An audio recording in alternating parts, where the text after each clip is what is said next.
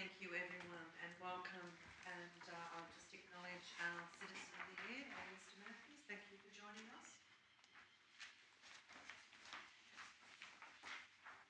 The Glenelg Shire respectfully acknowledges the Gunditjmara people as the traditional owners of the land that the Glenelg Shire encompasses, and we pay our respect to their elders past, present and emerging. We recognise that Aboriginal people have cared for and protected this land we call home since the Dreaming. Their connections to the land, animals, seas and waterways was and continues to be a part of their being, and we thank them for their significant contribution to the life of Glenelg. Recordings of the meetings. To those present in the gallery today, by attending the public meeting of Council, you are consenting to your image, voice and comments being recorded and published. Council meetings may be live streamed, and the Chief Executive Officer will enable a copy of the recording to the public. CEO, there's no apologies this evening. Councillors, number 5.1 is the confirmation of the minutes, please. Councillor McDonald. Thank you, Madam Mayor. I'll move the recommendation that the minutes of the Council meeting held on the 26th of August 2025 as circulated be confirmed. Thank you. Seconded, Councillor Mosky. Any comments, Councillor McDonald? No comments, Madam Mayor. Thank you. Nothing? No. I'll put that motion, moved by Councillor McDonald and seconded by Councillor Mosky. Those in favour? Carried. Thank you. Move on to 5.2, which is the record of councillor briefings. Councillor Judge. Thank you, Madam Mayor. I've got a question that I'd like to ask, if I could. Certainly. In relation to? The briefing on the 9th of September, which is on the attachment list, number 3. Through you, Madam Mayor, I'd just like to touch on the tourism strategy that was discussed. If we could expand on that a little bit more for the public. Thank you, Councillor Jala. Mr Jackson, would you be able to expand on that briefing, please? Madam Mayor. Thanks for the question, Councillor Jala. Just in relation to the tourism strategy presentation to the councillors on this night regarding the current state of the tourism strategy and Glenelg Shire's tourism framework, obviously on the back of removing ourselves from court. We discussed in reasonable detail where we are at the moment, with our short-term and current goals and areas that we're engaged in and what we're looking forward to doing, as well as a bit of long-term planning as well and opportunities that are popping up and requires considering, if you like. We've also discussed the opportunity to begin drafting the new tourism strategy. The current one expires at the end of this year, starts next year, and that revision of the tourism strategy is well underway at the moment. We discussed some broader opportunities around particularly what we can do in the space at the moment around social media and other sort of media outlet opportunities, targeted advertising, other means such as running targeted campaigns on those social media applications, Google Ads, Facebook, Instagram. We're also looking at the moment to strengthen those strategic partnerships right across our region and in the state government as well. Developing cross-border tourism opportunities, particularly around the Limestone Coast. Discussed a little bit around digital engagement, the Visit Glenelg app and enhancing that and making it a little bit more fit for purpose.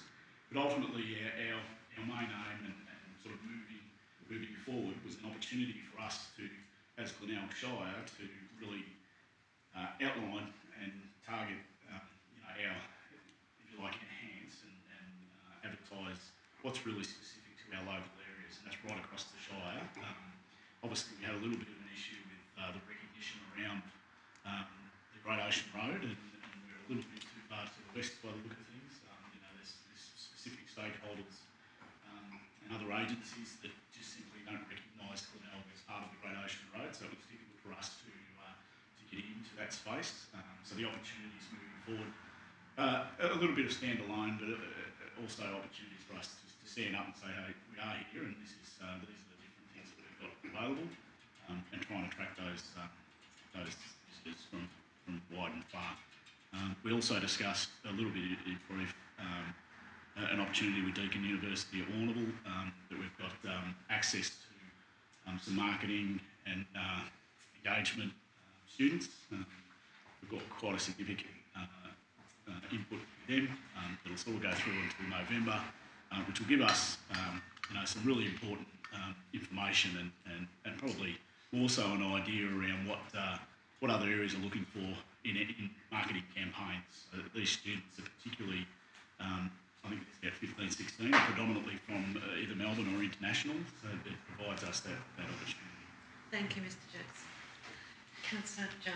Just to follow up that, just to re-emphasise that, contrary to the belief that's in some segments of the community, that we are not sitting on our hands. We are actually working on a strategy, and we will roll that out in the coming months. Yep. At the beginning of it. Yep, absolutely. But certainly by the end of the year, we put to council for review. Excellent. And I probably didn't mention, sorry, just to add in there. Another clear focus for us and something that we discussed is around the stakeholder engagement within the community. So everyone in that tourism sector, not just particular areas, so everybody that's impacted by tourism across the entire Shire. So there's opportunity for us to get out into the community more broadly and understand what they're looking for at the same time. So it's been exciting. Yes, thanks. So they will be following up with members of the tourism community. Absolutely. Is what I was getting. Thank you. Councillors, we're dealing with the record of councillor briefings. There's a motion on page 4. Is somebody prepared to move, please? Councillor McDonald. Thanks, Madam Mayor. I'll move the recommendation that Council receives the record of the councillor briefing held on the 26th of August 2025, 2nd of September 2025, the 9th of September 2025, the 15th of September 2025 and the 16th of September 2025. Thank you, Councillor McDonald. Councillor Angelino. I'll second it. Thank you. Any commentary? Thank you. No. The motion's been moved by Councillor McDonald and the second by Councillor Angelino. Those in favour? Carried. Thank you. So next we have declarations of conflicts of interest in any item on tonight's agenda. Councillor McDonald. Thank you, Madam Mayor. I've got a conflict of interest with 9.4, the community grants. I am a member of the Portland Woodchowners Guild. Thank you. Councillor Pepper. I've also got a conflict of interest in 9.4 with the community grants, being a member of the Tahara Recreation Reserve. Thank you, Councillor Pepper. Are there any further conflicts of interest in tonight's agenda? If not, we'll move on. We'll move on to the activity reports. Councillor Deputy Mayor, Councillor McDonald. Thank you, Madam Mayor. Just to highlight from me, another incredible year for the Friends of the Great South West Walk, with the annual report highlighting both increased usage across a range of demographics and also the types of walks that people are doing, as well as the thousands of hours of maintenance done by volunteers. A letter from Parks Victoria was acknowledging the group's cooperation in increasing the focus on protection of Indigenous cultural heritage and visitor safety with all activities.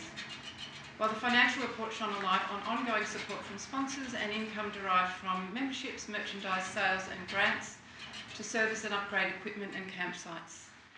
This is truly a major attraction for our area and continues to be driven by an extremely competent committee and passionate team, and I thank all of those that are on that committee and those that have come before them for bringing this vision to fruition, and it continues to be an incredible drawcard to our region.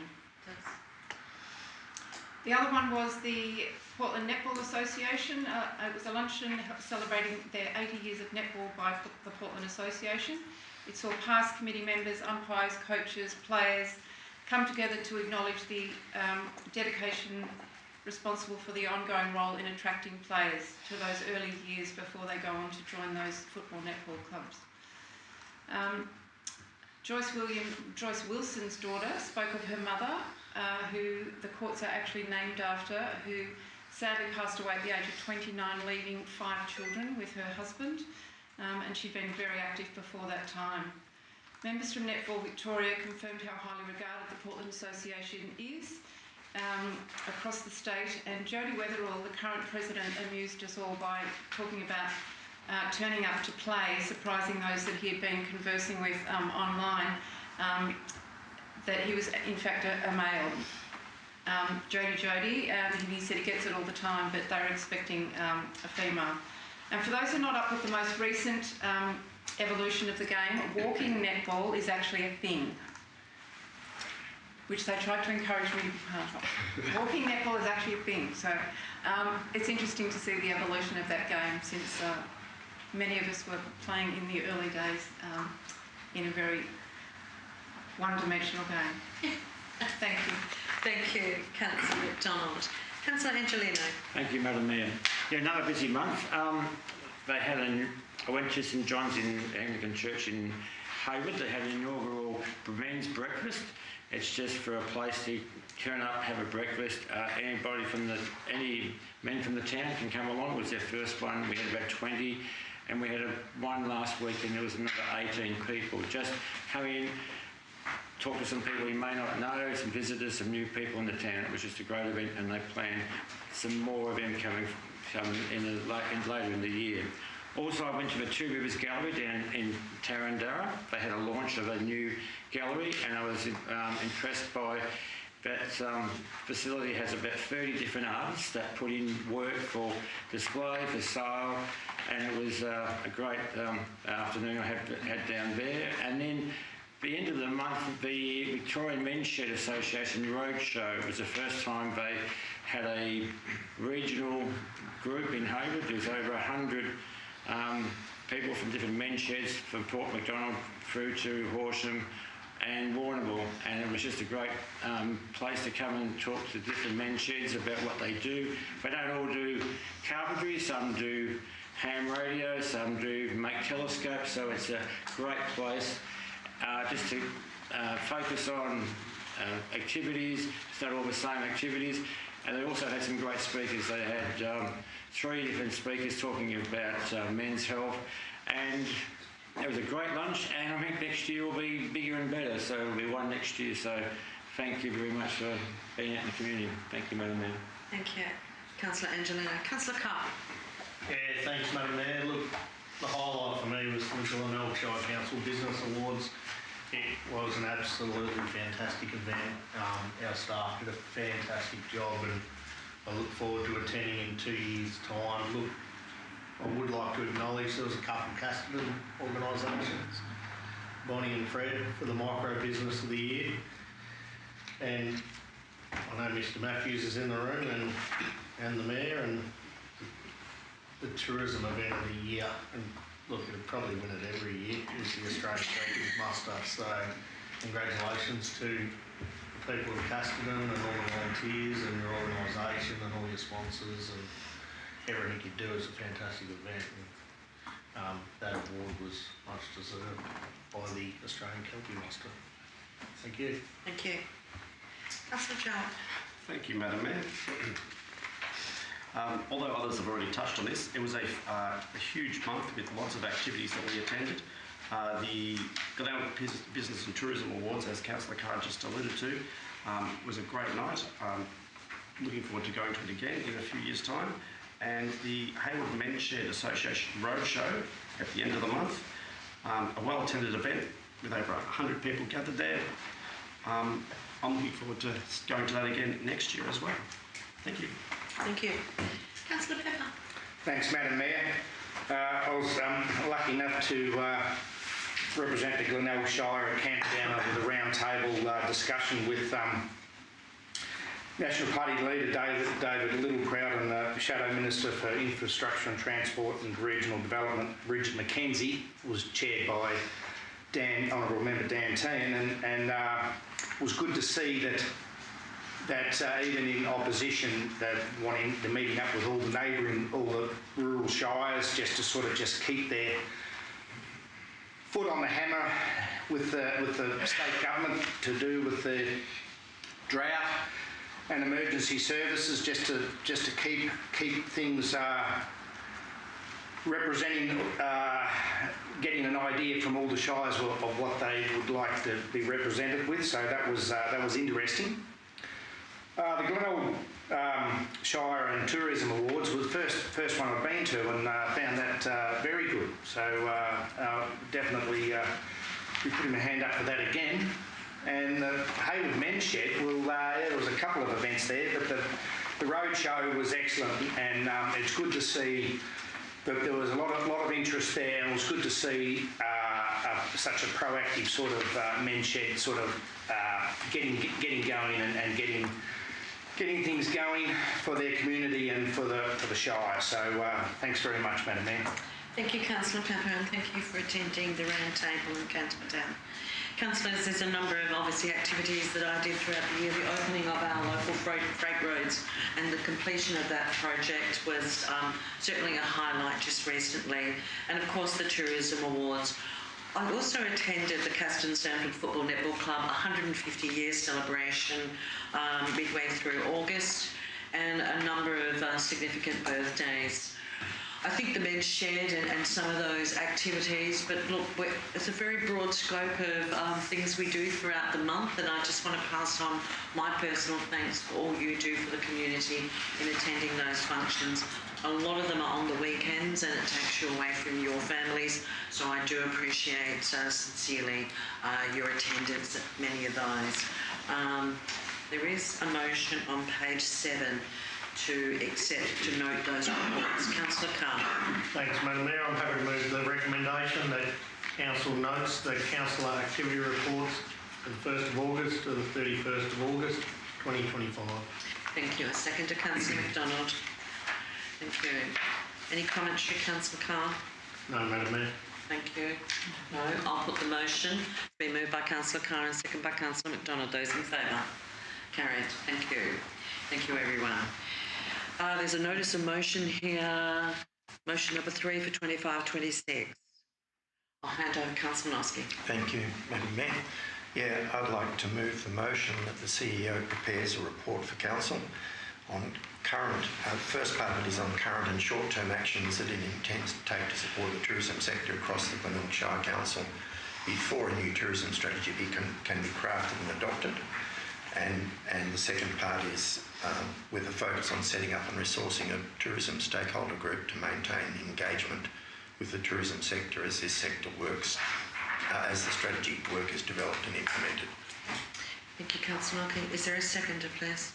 Councillor Carr. Happy to second, Madam Mayor. Thank you. Councillor Noski. Thank you, Madam Mayor. As Brett has pointed out in answering the question from Councillor Jowett, there is a considerable amount of work being done on the new tourism strategy, but as is also pointed out, that the current strategy, which runs through to the end of this year, has some reliance on actions being delivered in partnership with Gort, and we're no longer in that partnership.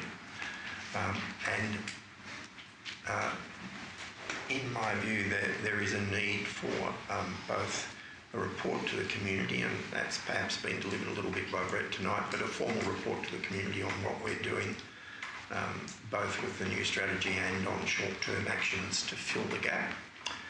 And also in keeping with a motion that Councillor Carr moved some time ago about community engagement groups, I believe this is an issue which requires or would be best served by setting up a resource tourism stakeholder group to maintain engagement with the sector as we develop the strategic work and then implement it over the next year or so. This is not a motion seeking to revisit the decision to leave Gordon. It is not a motion seeking to nominate which tourism sector stakeholders Council confers with as we go through this, but it is a motion asking staff involved to review the short-term consequences of leaving Gordon and to report on how they might be mitigated whilst the new tourism strategy is developed and implemented. And it's certainly a motion urging Council to set up and resource a formal tourism sector stakeholder engagement group that is going to be involved in the development and implementation of the strategy. And the key there is the implementation, because it's one thing to develop a strategy, it's another thing to get it into the community and working. Tourism is too important to the future of our Shire not to do this right. And I urge Council to support the motion. Thank you. Thank you, Councillor Noski. Is somebody else to speak for or against? You're going to speak for, Councillor Carr? Yep. Thanks, Madam Mayor. Look, and I thank Councillor Noski for putting this motion forward, and I also,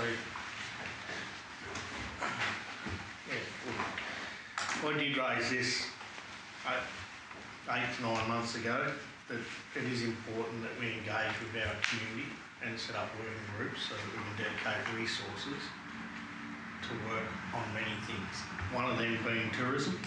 I think the key point is there's many experts within Glenelg already. There's elected representatives out there of incorporated bodies who already focus on tourism. We should tap into those resources and accelerate the progress forward in this space whilst we have taken a bit of a right-hand turn in relation to how we're going to promote Glenelg, that's all of Glenelg, not just Portland, for the next few years after we exited Gore. So I'm really hoping that all councillors get on board, because there is knowledge out there. There's probably resources out there too. And when we bring all them into one room under our leadership and guidance, I'm sure that we can increase tourism within Glenelg. Thank you. Thank you. Can I just ask? Councillor McDonald. Thanks, Madam Mayor. Can I just ask a question?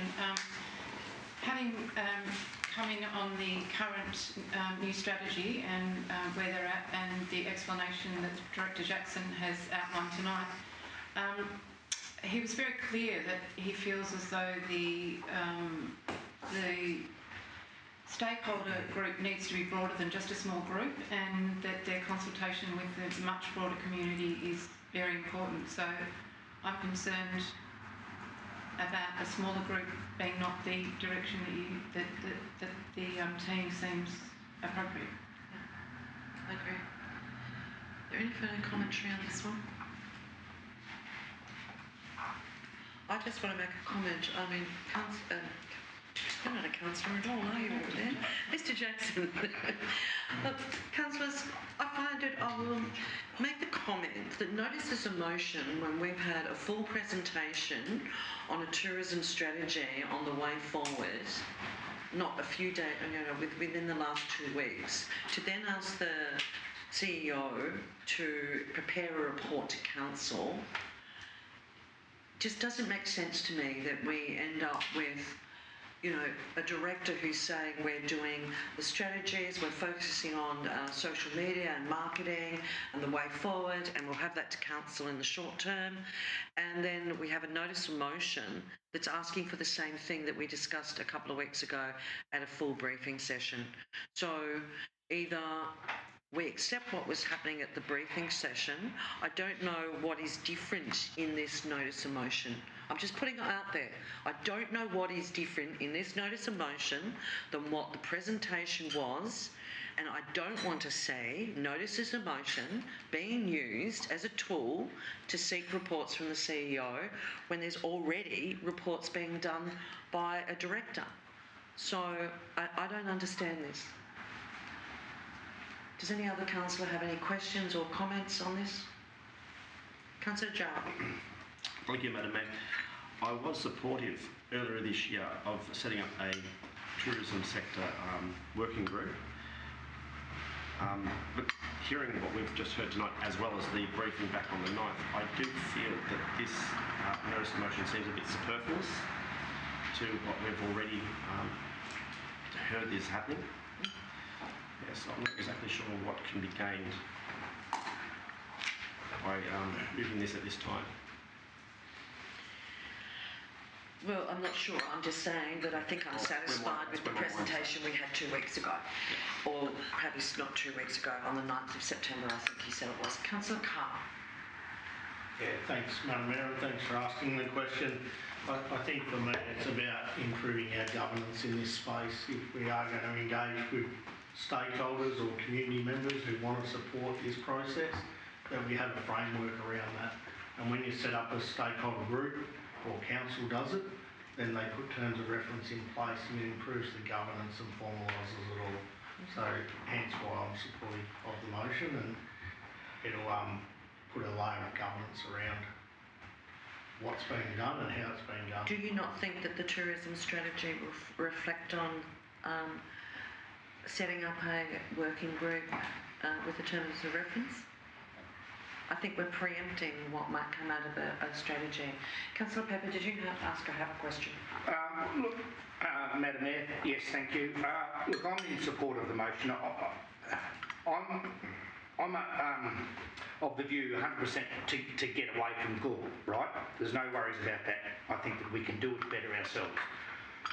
And I think that because we're doing it ourselves and because we want it needs to be just 100% right. We need to get it really right. So I can't see the problem in making sure that I know we might be going over a bit of information ourselves, but we've just got to make sure that we get this right for our tourism and for our businesses and for everybody involved. And so I haven't got a problem with this personally. I haven't got a problem with this motion myself.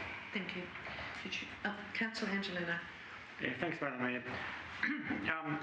With this motion, I agree that it's the same framework as what we are, not ourselves, but as we've set up in the council, as what we're going to do with this governance and the going through our departments and our council, and we'll be seeking the stakeholders' support, and we're still getting that set up.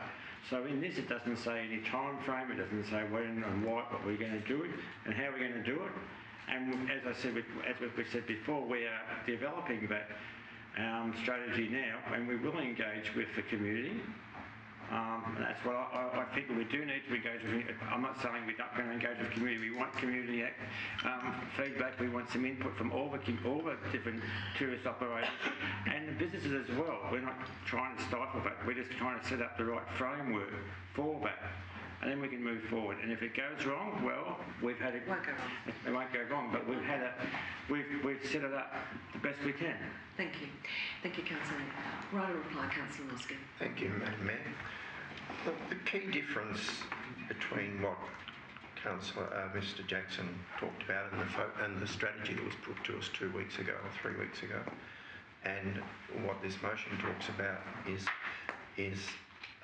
one, making sure that we communicate clearly those things that we're doing in the short term to support the tourism sector.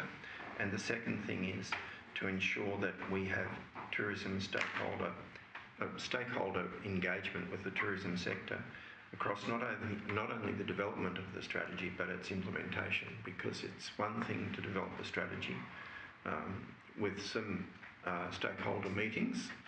It's another thing then to be 6 months, 12 months down the line and have and ensure that the tourism sector operators in the Shire still believe that they have some input into the system and the ability to fine-tune what we're doing in replacement for what we have done in the past.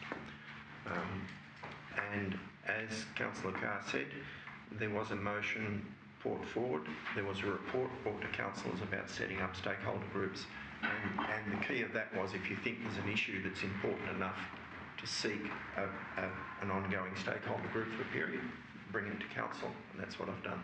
Thank you. Thank you, Councillor Nosky. Councillors, the motion that's on the notice of motion was moved by Councillor Nosky and seconded by Councillor Carr. Those in favour? Those against?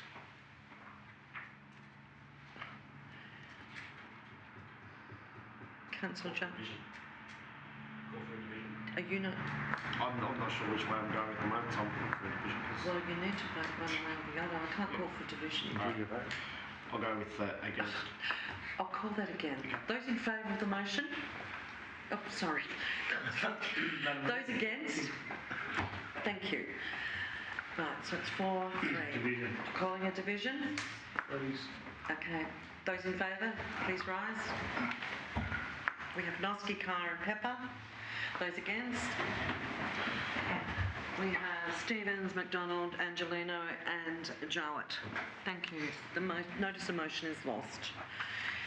Councillors, we'll move on to the management reports. Number 9.1 is the response to the notice of motion for disability access and parking in Bantic Street, Portland. Mr. Moyne. Thank you, Madam Mayor. I present this report in response to that notice of motion requesting a report on the provision of disabled all abilities parking and access along Bantic Street in designated sections in Portland.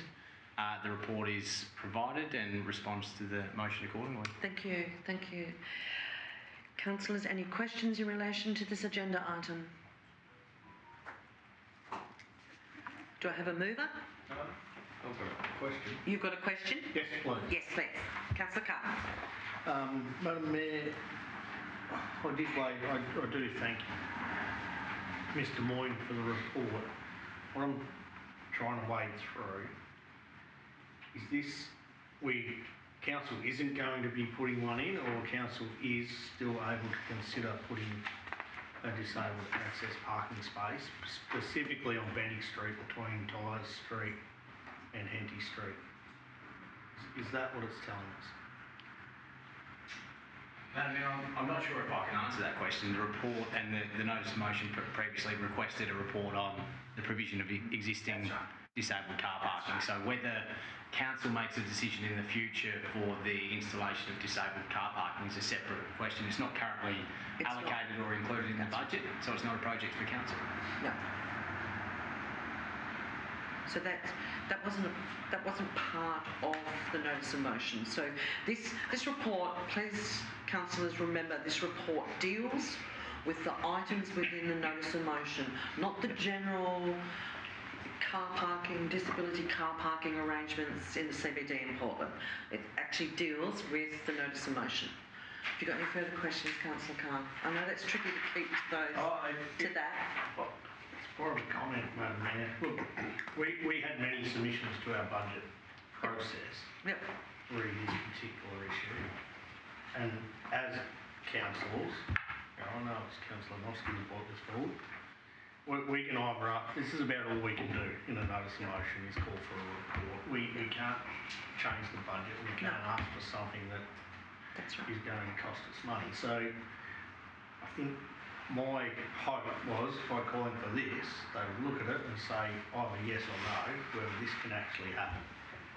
Now, if you get a no, it can't happen because of X, Y, Z, or you get a yes, it's still possible and it can be considered in this year's operational expense or capital works program, or no, it needs to be considered as part of next year. That's what I was hoping the outcome would be. It's just not there. So, hence why I asked the question. It's a difficult space. Can it not be done? And can I just reflect, it's a difficult space to be in when you get a notice of motion because you are restricted in what you can ask for and report on, because you can't ask for a budget consideration and notice of motion if it's not in the budget. So that's where, I feel that we need to be really careful in what we're putting up as notices of motion, because they are restrictive, and that's why they're in the governance rules around what you can and can't ask for in a notice of motion. Councillor Noski, you've got your hand up. Yeah, no. Do you have your question? There were no other questions, so I was hoping to move a motion. Yep, you're moving or question? Moving. Moving, right. Councillor. I'd like to move an amended recommendation. The first section being that council receives the report relating... Councillor Noski, I can't receive an amendment on this because it's a report on a notice of motion. I'm not seeking to change the notice of the report. Okay, I'll hear you out. Yeah. The recommendation I would like to move is that first point, the council receives a report relating to disabled, accessible and all abilities access along Bantic Street West between Henty Street and Fern Street, effectively as written. The second point, that council urges staff to take the earliest available opportunity to fit the construction of a disabled car park with footpath access in the Henty Street, Tyre Street section of Bantic Street West into council's operational works plan, and that doesn't put a date on it, it just says earliest possible opportunity. And the third item is that council asks staff to review existing signage outside PDH Urgent Care Centre to ensure that patients requiring a disabled parking bay are aware of options available to them. So, Councillor Nosky, I can't accept the second part because it's outside the provisions of the notice of motion, and I certainly can't accept the third part because it then starts bringing in signage for Portland District Health, which is outside your notice of motion as well. That's fine. Then in that case, I'll move the motion as written, and I will come back with a notice of motion on the other issues next month. Thank you. Thank you. Do we have a seconder, please? Councillor McDonald.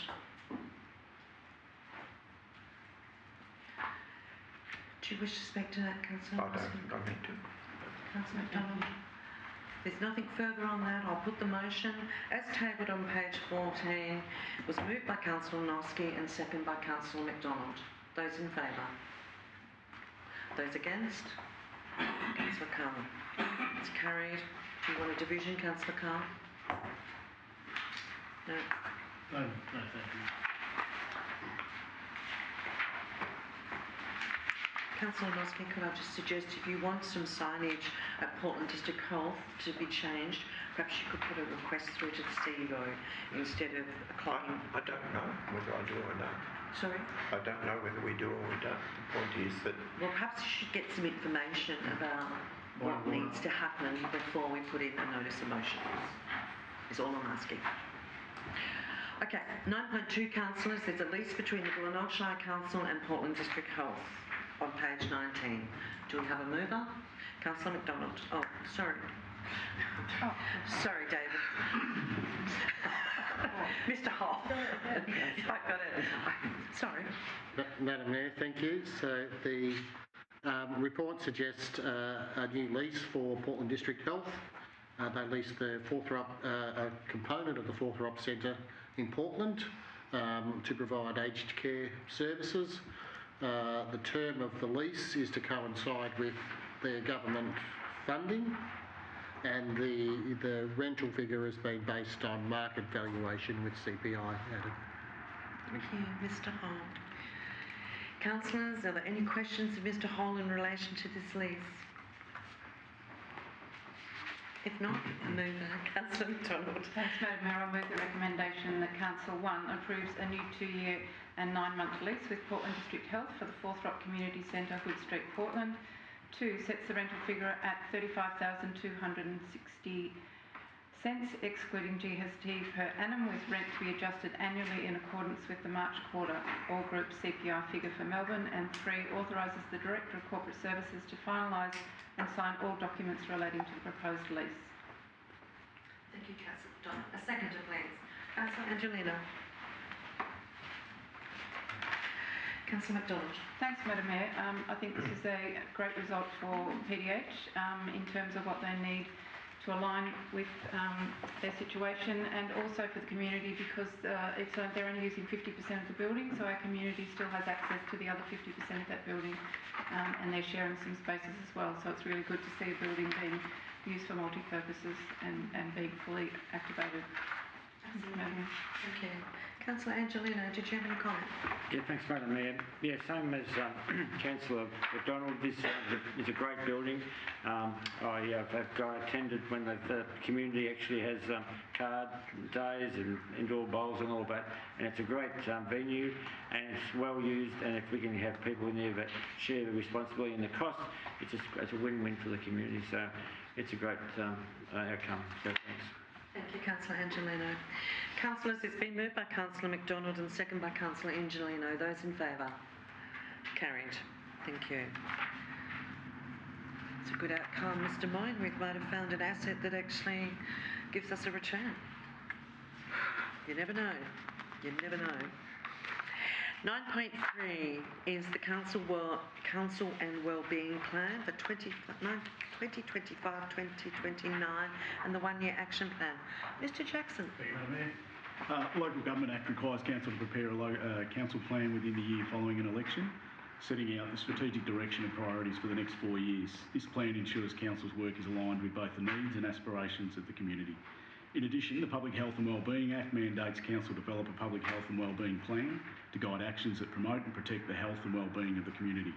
For the period of 2025 to 2029, these two statutory requirements have been integrated into a single council and wellbeing plan, enabling stronger alignment between strategic and health objectives, improved coordination and enhanced transparency and accountability.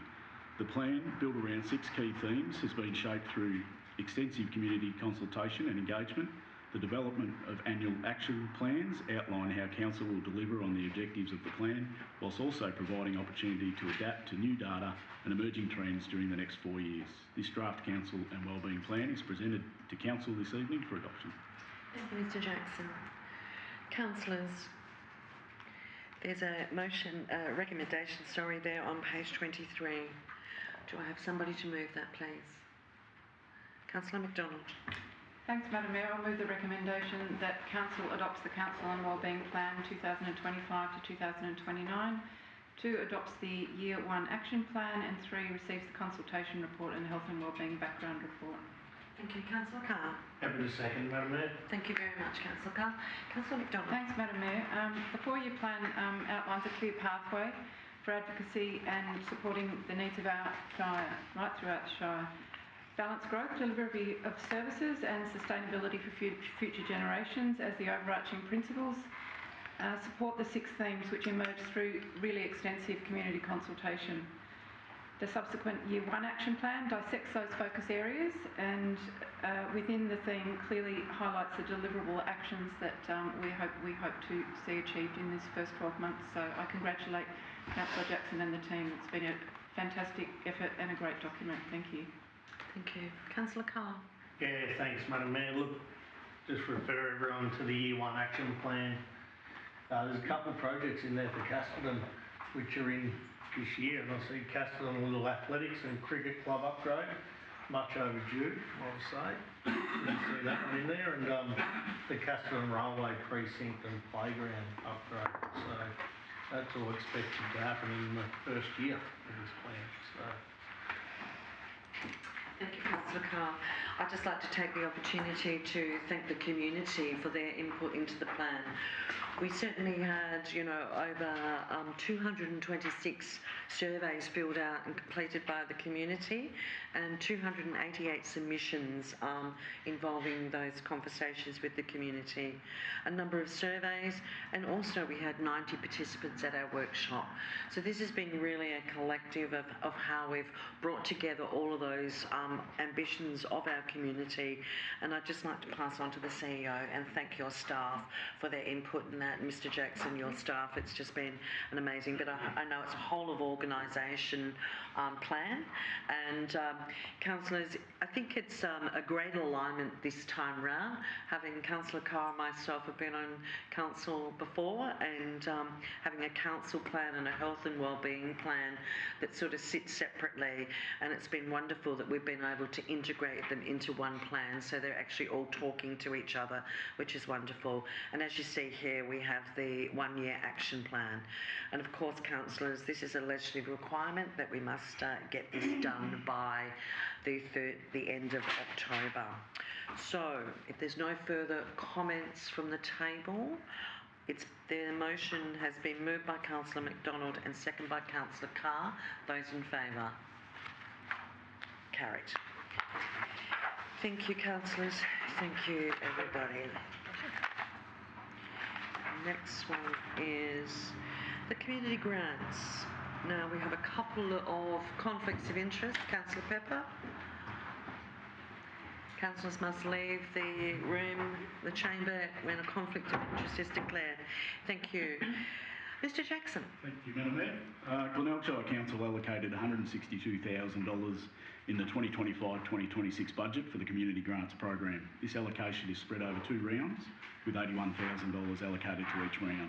The main objectives of the Community Grants Program are to strengthen and develop community capacity, foster closer constructive cooperation between council and communities, develop an accessible and inclusive community, encourage initiatives that promote the wellbeing and livability of the community, and assist grassroots community groups in the provision of programs and or projects that provide a clear community benefit. The first round of the 2025-2026 Community Grants Program was open from the 21st of July to the 10th of August this year. 47 applications were received, totalling $127,767.13 in requested funds. The panel of assessing officers reviewed each application in accordance with the Community Grants Program policy and guidelines, recommending 30, which is 71%, for funding, totalling $80,410.13.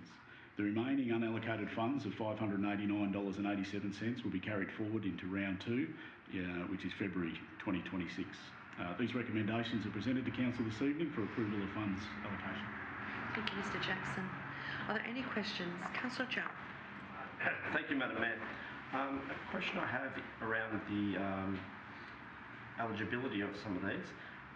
What would be the process if we in Council tonight felt that one or more of the applicants didn't meet the criteria? Sure. Mr Jackson.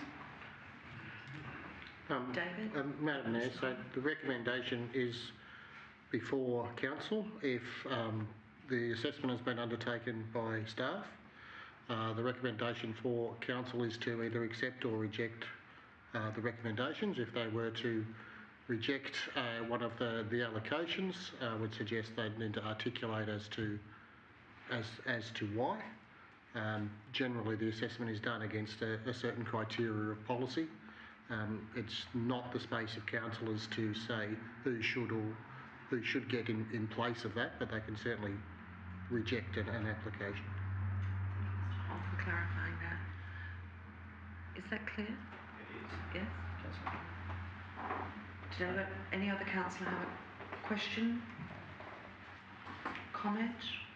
Is a motion there? Okay. Do we have a mover of the motion? Councillor Angelino? Yeah, sorry, Matt. Thanks, Madam Mayor. I'd like to move the motion that one, Council approves the following allocation of funds for the Community Grant Program Round 1 2025 to 2026.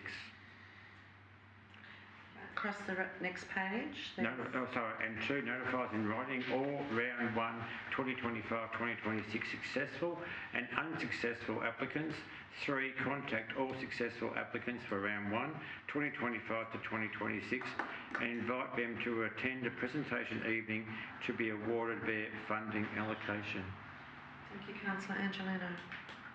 Do we have a second to Councillor Noski? Thank you. Councillor Angelino. Thanks, Madam Mayor. This is there's been a great group of people and groups and all these clubs that have actually put in for these grants, and it helps these clubs immensely through the year. So I thank that the team that has gone through all the allocations and gone through all the paperwork and criteria. So now we just look forward to the actual night when we will hand out these grants to these clubs, and then there'll be grant number 2 will be later in the year or next year. So thanks. Early next year. Early next year. Yes, February. early next year. Yeah, thank you. Councillor Noski, did you want to make any comment? No. No. I think Councillor Angelino summed it up quite well. Councillor Carr or Councillor Jolly, did you want to make any comment? Any question? No? That's fine, thank you. I'll put the motion as tabled on pages 26 and 27, which was moved by Councillor Angelino and second by Councillor Noski. Those in favour? Those against? Thank you. Do you want to call for a division? No? The motion is carried. Can we retrieve Councillor McDonald and Councillor Pepper, please?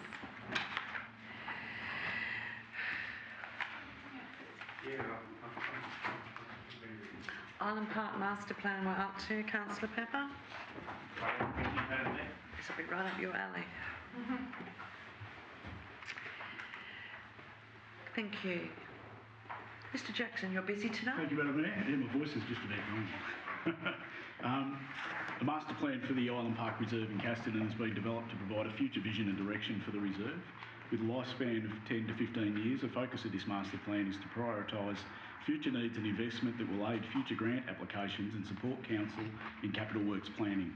Island Park is currently home to over 10 licensed user groups, in addition to annual event and informal casual users. Individual and group stakeholder engagement was conducted over the course of the master plan development, with broader community engagement also undertaken via drop-in sessions and public exhibition. This Island Park master plan is presented to Council this evening for adoption. Thank you, Mr Anthony. Do we have a mover of that motion? Councillor Pepper? Can I ask a Oh, we can ask a question? question. Sorry. I'll I'll just that first. It's a great plan. I noticed on one of the things, Madam Mayor, through you, they got the high ball net at each end of the goals at the main oval. Now, it was something that I'd asked a while ago about, because I believe at the town end of the ground there where the cars and traffic are, there needs to be definitely a net for safety reasons. And it was said then that it was the footy club's responsibility to do it, but I see it's drawn in. Is it part of the plan, or we can find out. Right. Mr Jackson. Thank you, Madam Mayor. Thank you, Councillor Pepper. I believe you're referring to the diagram or photo on page 25, I think it was. It's got the black dotted lines either end. In relation to the football nets, they're not actually incorporated in the master plan. They're not mentioned in the master plan. They're just there for reference at the end of the oval by the look of it. There is reference to the cricket nets within the plan as part of the action items involved in, in the opportunities for funding and capital works with relation to that. The football nets at the end of the ground, to put it simply, is more of a nice to have, not a need to have, to be able to facilitate the sport at that location. So that falls to an action for the club. I believe the club have arranged funds or accumulated funds for that and are in the process of looking to erect those nets up behind the football ground. Council offer in-kind support in relation to that, so it's not a matter of you go and do it all yourself. We offer support around gaining the planning permits and opportunities to engage with external stakeholders or agencies to seek further funding for that opportunity. So that was Council's commitment to it. It just wasn't part of the master plan, so to speak. I hope that answers. Yes. Yeah. Thank you. Does that answer? Councillor Jowett, have you got a question? Question as well, yes. Around those nets that Councillor Pepper referenced, how are they not a safety concern? They're more of a, would be nice to have rather than a safety concern with the traffic and the people and walking around there? I think it's probably more, when I say it's a nice to have, not a need to have, I wouldn't argue with you that they perform a critical role. But they haven't been incorporated within the master plan, so they haven't, at the early stages and the putting together of the master plan, haven't been incorporated within that space. So it is a sort of back onto the club themselves. There's other items, within many master plans that sort of sit outside the scope of the major works. These sort of minor ones that fall back to the individual clubs to try and get those funds themselves, like I said, without help to look for external funding grants and things like that. That's an answer. Okay. Councillor Pepper, there's a motion there on page 29. Would you like to move that? Yes, I'd like to move the recommendation that Council adopts the Island Park Master Plan. Madam Mayor. Thank you. Seconded. Councillor Losky. Thank you. Councillor Pepper. Look, I think it's a great plan. I think it's great for the town, and I think that we just need to just keep following it up, and I think it's really good. Yeah. Really good. Thank you. Councillor Losky. I share Councillor Pepper's encouragement, and I was really impressed with the plan. I really like the fact that it recognises that Island Park is important both from a community development perspective, from a sporting perspective, and from an event perspective for the community of Casterton. I think it is well researched, and it has a series of recommendations and projects that, if we can facilitate them one way or the other over the next 4 years, will leave Casterton a far better place in terms of its future workability than it is at the moment. So heartily recommend it plan to the other councillors. Thank you. Councillors, I'll just make a comment as it is my home ground, and Island Park would certainly be one of the premier sport and rec facilities in the Shire, and certainly, you know, amplifies that multi-purpose active space that we desire. And certainly our forefathers, when they planned Island Park, did a tremendous job to get so many activities in the one space, and certainly it's been a long time coming, this master plan, and I know that individuals in the community such as Jack Matthews have attended many meetings as a stakeholder from a community group in relation to the development of this. So I thank all of those community groups that came together, and there are a number of user groups. I know there's 10 licensed, but there's all those other user groups that use it for events and informally. So it's very well used as each day, and very valued by our community members. So, councillors, are there any more comments that wish to be made on this report at all? Councillor Carr? No. Oh, yeah. Did I cover it? I think you did, Madam Mayor, and I agree with you. Island Park is fantastic. Yeah. I wish every one of our towns had an Island Park, just that vision where you can have everything in one space, and you can cross-pollinate between your facilities. Yeah. Look, I do want to talk about the change rooms over at the football. I'm glad that's on there. I mean, we've played... The CR Gill Pavilion. Oh, yes. We've played many grand finals up here, Madam Mayor, and I reckon that... Has it not improved? What's the age of it? It's pretty old. It's pretty old. 1950s. Anyway, definitely in need of a birthday, and I'm hoping nobody's too attached to it, because it'd be great to see it upgraded so that it could suit both male and females, and new amenities and umpires and timekeepers and all the rest, and whatever the Castrum Football Network Club wants. Hopefully we can get that one across the line at some point. It would be good, and there's a number of key projects within the report that the master plan that we certainly need to identify and seek funding for. So we'll move forward on those. But what I'd like councillors to do is to hold the thought that Councillor Carr just said. We would like this replicated across the Shire. Remember when we're having our discussions about asset management plans and multi-purpose and all of those things? Just remember the Island Park Master Plan when you think about that, and not have Taj Mahals everywhere. All right. Any further comments, councillors? If not, right, we'll move it. It's been moved by Councillor Councillor Pepper, and second by Councillor Noski. Those in favour? Carried.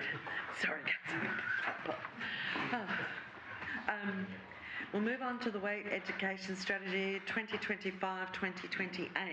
Mr. Moyne. Thank you, Madam Mayor. This report presents Council with a draft waste education strategy for adoption and to initiate its implementation. The draft strategy has been prepared factoring in Council's adopted waste transition approach to introduce a curbside food organics, garden organics service, or FOGO service, by April 2026, and to provide a framework for how Council will communicate, educate and lead change as part of its ongoing waste transition. Education is a key driver of change, and the implementation of the strategy will require a team approach led by council officers, involving councillors, community members and other stakeholders, and also with support from Recycling Victoria. The strategy incorporates a vision and a number of goals which focus on eliminating waste, encouraging correct and effective use of the curbside collection service, managing resources in alignment with waste hierarchy and priorities, and promoting circular economy principles, and increasing community awareness around waste management. Council's waste transition presents an exciting opportunity to lead community change, improve waste management practices and diversion from landfill, which will save council and ratepayers money in the long run, whilst also improving environmental and community outcomes. Recommendations provided before you. Thank you, Mr. Moyne. There is a recommendation. Oh, any questions of Mr. Moyne? Sorry. We've had a presentation on this, councillors. We've discussed it and discussed it. Can I just... Yep. Thank you, Madam Mayor. Can Question? I just ask for confirmation just one more time that any savings that are achieved through good waste management will be directed back to the ratepayer. It's all about education to reduce that, so it's a cost-neutral service, and that's what it will be, and so any savings ultimately go back to the ratepayers in terms of the lower fees. That's correct, Councillor McDonald. Ultimately, any reduced landfill amounts or amounts of waste going to landfill will be reflected in the waste service charge, so hopefully we can drive that down in future years to benefit ratepayers. Thank you. Thank you, Mr. Mine. Thank you. Councillor John. I'd like to move it if nobody else has any questions. I have one more question. One more question? Yeah, thanks, Madam Mayor. I just want to know if we're going to get stickers on our bins, Madam Mayor. What stickers would you like? Ones that tell us what goes in which bin, so that we get the savings that the Councillor McDonald spoke about and reduces, or minimises the cost that ratepayers have to pay. Mr. Moyne, are we going to get stickers on our bins to tell people what to put in their bins? Madam Mayor, I can't confirm whether we will get the stickers on the bins, but I'll take that on notice. The waste education strategy includes a number of different actions around media, communications, the tools and types of information that needs to go out to community. So stickers on bins or even magnets on fridges or something similar might be one of those tools, so we'll look at those options. Thank you, Mr. Moyne. Does that satisfy your question, Councillor Carr? Thank you. We'll get a special one made for you. Councillor Jowett. Thank you, Madam Mayor. I'd like to move the recommendation that the Council, 1, adopts the Waste Education Strategy 2025-2028, and 2, authorises the Director of Infrastructure Services to undertake its implementation. Do you have a second to Councillor Carr? Happy to second, Madam Mayor. Thank you. Councillor Jowett. Thank you, Madam Mayor. Although a waste education strategy isn't the most sexy thing to be talking about, it is of vital importance to our community, especially through the savings that can be garnered through this, the implementation of this strategy. And I encourage all councillors to vote for this. I will warn you, Councillor Jowett, last time that we adopted a strategy on waste education, Councillor Carr and myself had to dress up as fruit. So you never know. It could be. You just never know what they've got in store for you. Councillor Carr. Yeah, thanks, Madam Mayor. Look, the educational strategy is extremely important. The last thing this council needs is the wrong items in the wrong bins because there is a cost. It has to be sorted, it has to be put somewhere else, it's got to be transported to a different location. And then that cost gets passed on to the people that use the waste service. So we need to educate the community, and we need the community to abide by the rules in terms of what goes in what bin, so that we all don't have to pay more for this service that we are legislated to provide. Thank you. I think we need to incite a war on waste within the Glenelg Shire. I don't know whether we do it by street or by township, but the contamination that the audits, our waste audits are giving us are far too high. And I think if people actually understood the ramifications of putting recyclables in with waste, that would really perhaps tweak them to actually understand that that contamination is actually costing them every year in their waste charges on their rates notice. All right, there's no further comments. The motion on page 20 of 31 has been moved by Councillor Jowett and seconded by Councillor Carr. Those in favour? Carried. Thank you. Thank you, Mr. Moyne, and please pass on our thanks to your staff. Will do. That's a good report. Okay, 9.7, councillors, the local port of Portland Bay annual report 2024-2025. Mr. Moyne. Thank you again, Madam Mayor. This report presents Council with the 2024-2025 annual report and financial statements for the local port of Portland Bay. As port manager of the local port of Portland Bay Trawler Wharf, and in accordance with an operational services agreement, Council must prepare and submit an annual report each year. Of importance to note, the financial statements only apply to the Council managed Trawler Wharf and not the entire local port area, which includes the 2 boat ramps that Council also owns and operates. Council only manages the Trawler Wharf on behalf of the state, and its assets are not included on Council's overall balance sheet or asset register. The annual report covers key highlights, including the completion of both the Portland Trawler Wharf fuel facility and the Trawler Wharf boom gates. Another key highlight was the successful audit undertaken, which found the port to be fully compliant and only making suggestions around administrative changes to a safety and environmental management plan. Overall, it's been another successful year at the local port and Trawler Wharf, with officers now in the process of preparing for development of a new strategic plan for the next 10 to 15 years, whilst also focusing on maintaining facilities to cater for users and visitors alike. Thank you, Mr. Moy. Are there any questions in relation to this report, councillors? If not, there is a motion there on page 34. Councillor Noski. Happy to move the motion, Madam Mayor. As tabled. As tabled. Thank you, Councillor Noski. A second to councillors. Councillor Jarrett. Councillor Noski. Yeah, I would like to speak to the motion a little bit. The report's very good and shows the benefit of careful and targeted capital expenditure by council when you see that the addition of the $400,000 odd spent on a fuel facility at the Trawler Wharf is now starting to generate significant income for the facility, and a facility which in the past has struggled to break even in terms of its cost and income levels is starting to show a reasonable annual surplus in its operating costs. So I think the report is excellent. I think it highlights where council does some good things, and I commend it to councillors. Thank you, Councillor Noski. Councillor Jarrett. Thank you, Madam Mayor. I think Councillor Noski covered it quite well. Thank you. Councillors, the motion has been put by Councillor Noski and second by Councillor Jarrett. Those in favour? Carried. Councillors, we'll move on to 9.8, which is the long-term financial plan 2025-26 going out for community consultation. Mr. Holt.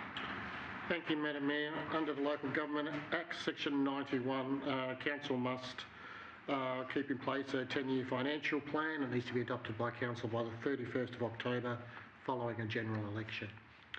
A 10-year plan does contain a number of assumptions which are obviously not known, so there is a bit of a dynamic process to it.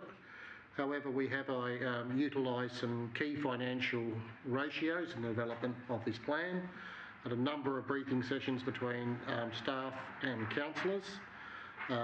We've identified that there has been a mismatch with council's expenditure versus income. Obviously, rate capping is a key component of that, and there's some changes that need to occur with council's expenditure over the next few years. In addition, there's the challenge of getting the balance between council's financial position and contribution to both renewing and new assets. In the plan, it does allow for a potential $20 million major project over the next 10 years, subsequent to council receiving a matching grant for half of that amount going forward.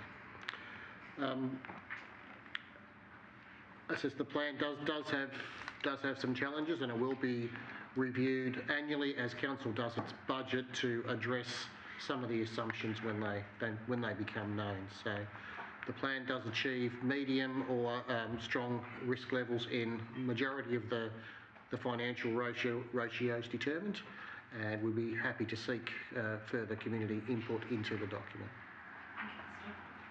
Councillors, are there any questions in relation to this report? Councillor Carr. Yeah, thanks, Madam Mayor. I note that there's a large borrowing in there of about $10 million. Can we get an explanation on that, thanks? Councillor Carr. So the large borrowing, so council currently has borrowings of some $7 million in play, as part of the $20 million priority project, should a suitable avenue come up for that. There's a borrowing for half of that, and then a matching grant should the council be successful to fund that project. The project hasn't been identified as what it actually may be, which therefore means that the amount is simply just an estimate, as it hasn't been scoped or costed or any of that element. It just makes an allowance that should council have a funding opportunity for a large-scale project, there is some data around how council could actually afford and repay a matching loan. Thank you, Mr. Hall. Any further questions, councillors? If not, there's a motion there tabled on page 37. Councillor Carr. Madam Mayor, it's a little bit of a different motion. I'd like to endorse the draft long-term financial plan 25 to 35 for community consultation with amendment. So the amendment being that financial indicators are presented to council at the open council meeting on a monthly basis. And the 3, we commence community consultation in accordance with council's community engagement policy for a period of 3 weeks from the 24th September 25 to the 15th of October 25. Thank you, Councillor Carr. A seconder for that motion, please. The amended motion. Councillor Jowett. Councillor Carr. Look, thanks, Madam Mayor. Look, a lot of work's gone into the long-term financial plan. It's quite clear what assumptions are being made. I'm quite excited by the prospect that should we need to in the future, that we could, potentially borrow some money to deliver some large-scale infrastructure, I'm assuming, for our community.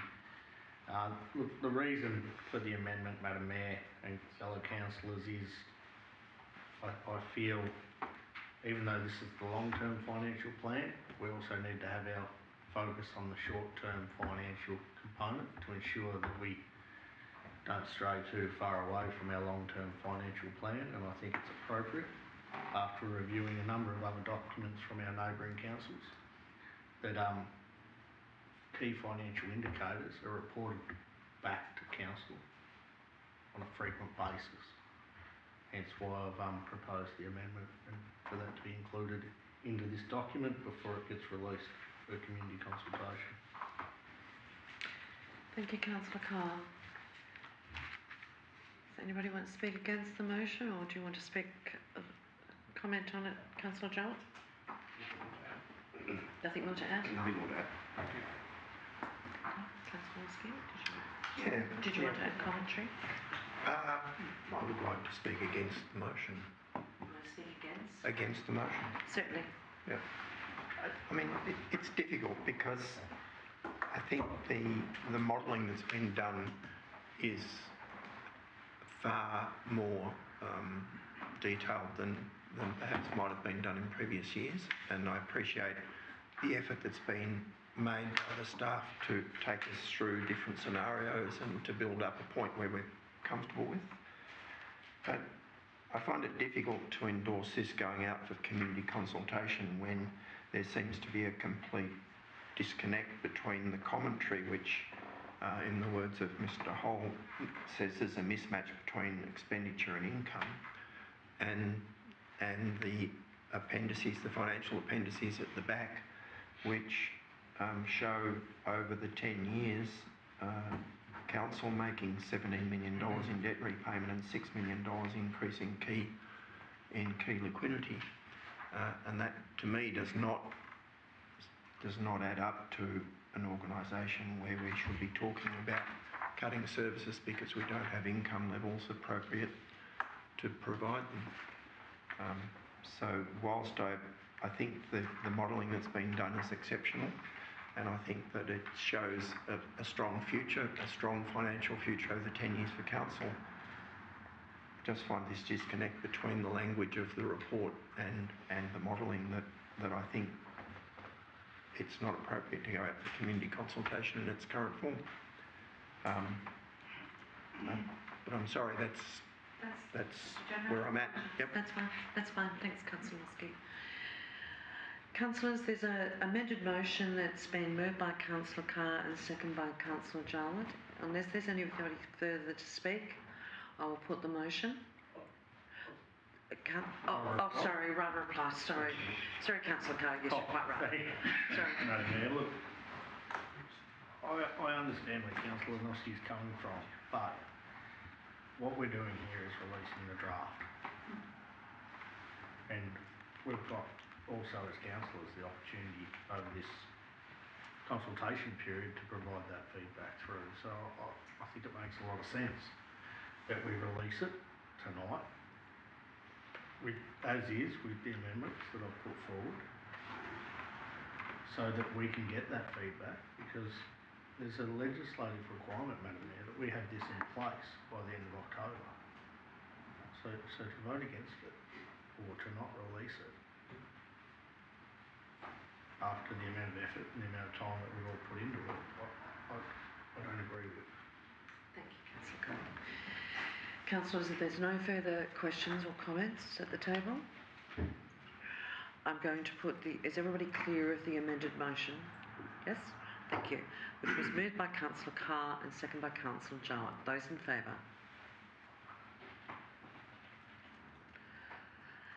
Thank you. Those against? Councillor Noski. Do you call for a division? No. No? That's fine. It's carried. Thank you. Thank you, Mr. Hall, for your work on that. Thank you, and please pass on our thanks to your staff. I'm sure there's one more here, councillors. Yes, 9.9. The Memorandum of Understanding, councillors, between the Glenelg Shire Council and the South West Victoria Alliance. Did you want to make some comment on that? I can if you wish. Yeah. So the South West Vic Alliance is a formal alliance of local government authorities and business leaders. It serves as a collective body that collaborates on behalf of its members to support regional development. Glenelg Shire has been represented on the South West Vic Alliance board for many years. A memorandum of understanding outlines the working arrangements of this partnership and has come up for renewal. There's been a couple of amendments to the MOU, but really they are around providing greater flexibility about how councils choose their membership and who should sit on the group. And it offers us the opportunity to be involved for the next 3 years with the South West Vic Alliance through the MOU.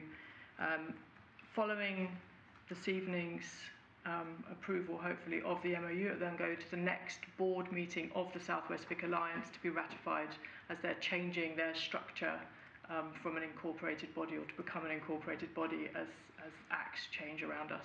So this is formalising that next stage in the process. This evening there is a recommendation before you to endorse the MOU. Thank you, Madam CEO.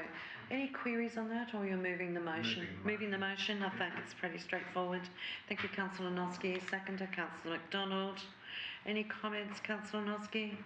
Oh, I think our ongoing involvement in the South West Alliance, whatever it is called, is critical to the future of Glenelg Shire. We've seen results over the past, and I note that they're doing this as part of the restructure of their organisation, and happy for us to endorse the recommendation from the executive of the Alliance. Thank you. Yeah. And Councillor Noski, I mean, it's a great platform for us to work with and work with those 6 councils with the Emergency Services Volunteer Fund and advocate strongly as a group than sit as an individual council. Councillor McDonald, did you have any comment? Thank you. I was just about to say exactly what you said, Madam Mayor. Thank you. Thank you. Councillors, it was moved, the motion on page 42 was moved by Councillor Noski, second by Councillor McDonald. Those in favour? Carried. Thank you. Councillors, there's no urgent business for tonight's paper, but I do have some questions that were submitted to us, so please bear with me. We have some questions here from the Caston Business and Development Association President, Mr. Owen Stevens, who I see is not present here this evening, councillors. He's asking us about the Caston visitor economy. A few years ago, Liz Price from the Great Ocean Road Tourism assisted us in developing the Caston Destinational Marketing Plan. Our members invested significant time in developing this plan with council, and with great promise of positive action as finalised. Any attempts by us to contact Gort then fell on deaf ears. Will Council pick up this plan and work with the Casterton Business and Development Association to activate?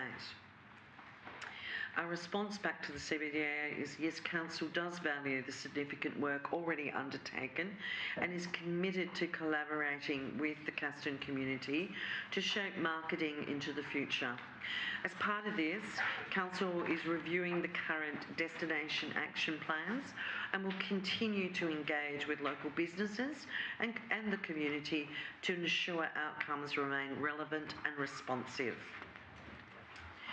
The next question is, now that Council is no longer linked to Great Ocean Road tourism, will the money saved be spent across the Shire, and what marketing do you intend for the Casterton region? I'll ask Mr Jackson to please respond to that big part of the question. Council has redirected the Gort membership funds into tailored, locally focused initiatives that more effectively showcase Glenelg Shire's unique tourism strengths and deliver direct benefit to our communities. This localised approach will allow us to define our own story, better support place-based tourism and create opportunities that are more aligned with the needs and potential of our region. These initiatives include, but not limited to, developing a tourism brand that reflects Glenelg Shire's distinct identity, values and attractions, increasing promotion across digital and social media platforms, enhanced billboard advertising and consistent local branding, collection and use of up-to-date tourism analytics data, and strengthen links with Limestone Coast Tourism to expand our marketing reach. Thank you, Mr Jackson. And following on, a key driver for the Casterton region is the development of the Casterton Rail Trail. The CBDA worked with Council's consultants and developed a feasibility study, which Council then adopted. There was funding secured for the rail trail, and we have recently seen works at the local railway precinct area. Can you provide an update to the Casterton Business and Development Association on the $250,000 Commonwealth funding secured for the commencement of the Casterton to Branksome Rail Trail, and when will the works commence?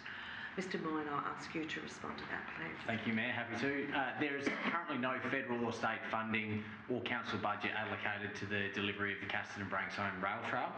Funding which Council has received through the Commonwealth's Local Roads and Community Infrastructure program was previously considered for this project, however was not able to be utilised due to funding requirements and timelines, project complexity and further work which is required to occur for the project.